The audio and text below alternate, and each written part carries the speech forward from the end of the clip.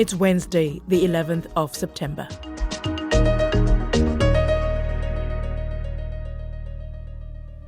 First, we go to Libya. A year ago, Libya faced one of its most devastating disasters, Storm Daniel, a Mediterranean hurricane-like system known as a Medican. It swept across the country with unprecedented force. Torrents of rain fell on the northeast coast. The amount of rain that fell in one 24-hour period was much more than the region would get in a month. No wonder then that the area was deluged. The port city of Derna bore the brunt of the storm. Let's start with the aftermath of those catastrophic floods in Libya. We've been focusing a lot on Derna. It's been very, very difficult for us to get accurate figures from Derna of the amount of people who have lost their lives there, because you can see... Two crucial dams were overwhelmed and burst, and several bridges were destroyed. Entire neighborhoods disappeared into the sea as a huge tsunami-like torrent of water swept the city. Thousands of people were displaced from their homes. United Nations figures say around 6,000 died in a city of 90,000 people. But those who are still picking up the pieces say the number of dead could go as high as 30,000. We'll hear more about this from a Libyan journalist in just a moment. But let's listen to the experience of one family, and it's told by Mr. Abdulaziz Al-Dali. That's how I woke up, trying to know what was happening. A huge wave came through. Water filled up 2 floors in less than a second. The water was moving us around the house in the darkness. I spotted a network tower, so I clung to it. I spent there around 10 minutes. Water levels lowered. I found myself on a roof. The flood was still running. I lost my father and mother. May Allah have mercy upon them. My nephews, who were spending the night at ours, died too. The house was destroyed.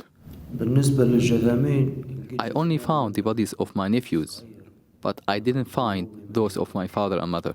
It is very hard, and that's what I keep praying for them. So what has been happening to those who survived Derna's worst ever humanitarian catastrophe? Jawher Ali is a journalist from Derna, now based in Istanbul in Turkey.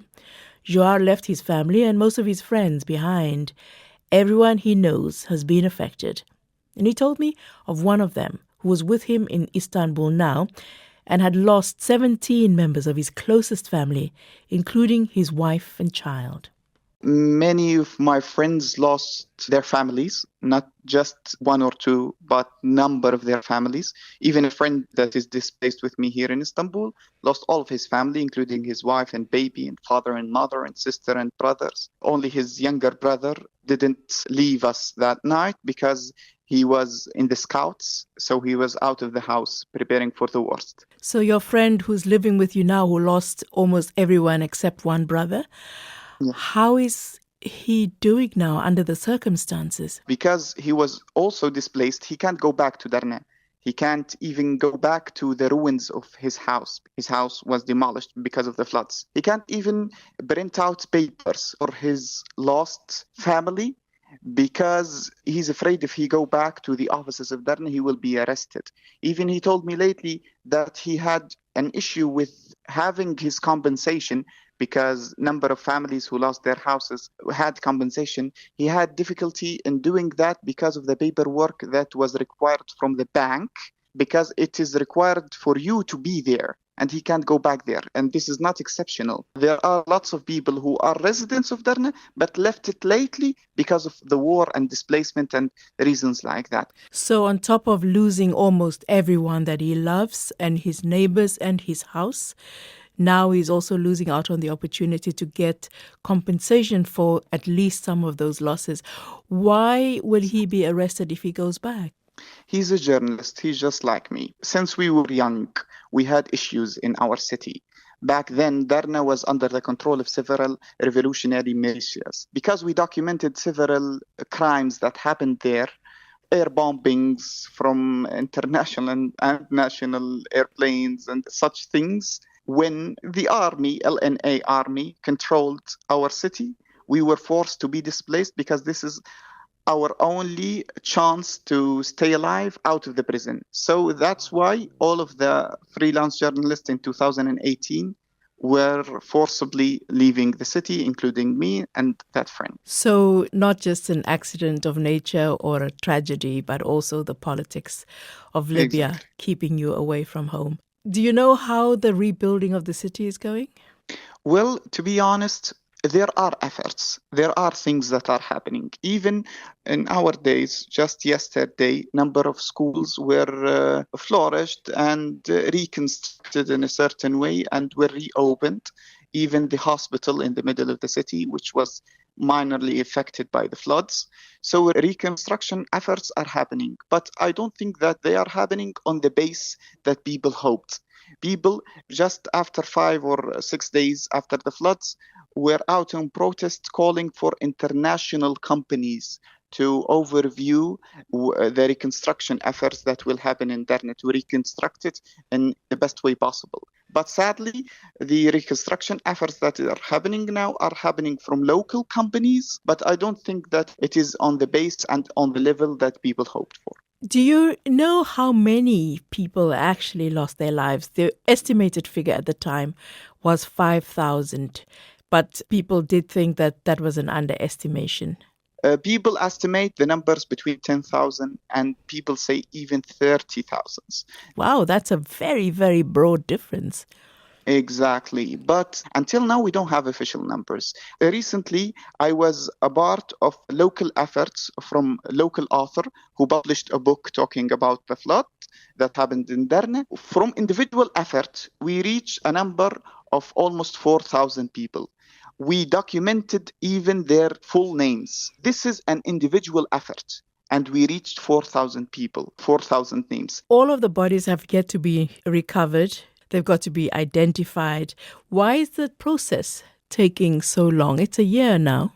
There is a huge number of people who were thrown out by the floods into the sea.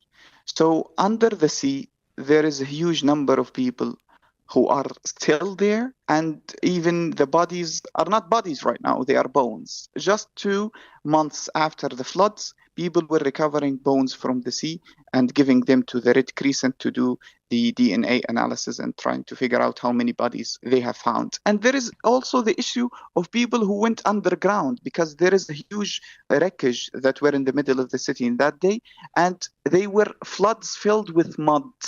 So people were underground. No one can know for sure where is a dead body can be. Even the bodies that were recovered, that were found, until now, most of the families don't know for sure what happened to their relatives, including my friend that I talked about earlier. He lost almost 17 of his close family, and until now, he didn't find even one dead body of them. It must make it very difficult for people to recover from such a huge, big loss. Has anyone been found responsible in relation to the events in Derna? Has there been an investigation, an inquiry into the events? Yes, almost 1 month or 2 months ago, there was a sentence made over 12 people, including the head of the Municipality Council of Derna. The Municipality Council was sentenced for 14 years in prison, and some people find it enough. Some people find that there are more efforts of accountability should be made, especially that the people that were found accused are people in the lowest part of the hierarchy. Now, your family are still there. What are they telling you? How are they doing? To be honest, they're surviving. Just even 3 days after the floods, even before the protest that happened in the city, my brother, Nu'man, that's his name, was captured and he was arrested, and until now he is in jail for nothing except going on TV and talking about the real situation and the whole chaos that is happening in the city after the floods. So people are still suffering. I told the story of my brother. to just showcase a certain atmosphere that is still happening in the city, even after what happened to it and the thousands of people that we have lost. Until now, no one knows what is the percentage of the people who got compensation for their affection. I expect that it is a majority. In the reconstruction efforts, lots of houses were demolished, claiming that they were in future roads. A friend of mine lost his family and his family's house. So he lost 2 houses of them. Until now, they had no compensation for them. It must be incredibly frustrating. Do people have a sort of recourse? Is there a complaints process, a redress process? Can they have a review? I don't know about that, because lately I was contacted by a number of families saying that they were going to do a protest asking for their reconstruction and compensation, especially the people who lived in the old city neighborhood, which is the oldest neighborhood in the city, and it was affected by the war in 2018. And when the floods came, it took all of it to the sea. So they told me they wanted to do that because they are afraid of the security situation in the city, and they are afraid if they go and protest and claim their rights, they are afraid that they will be arrested. Thank you very, very much. Thank you for following up the situation. And I hope that the situation next time when we talk about it will be better. That's the Libyan journalist Jawher Ali, now based in Istanbul, in Turkey.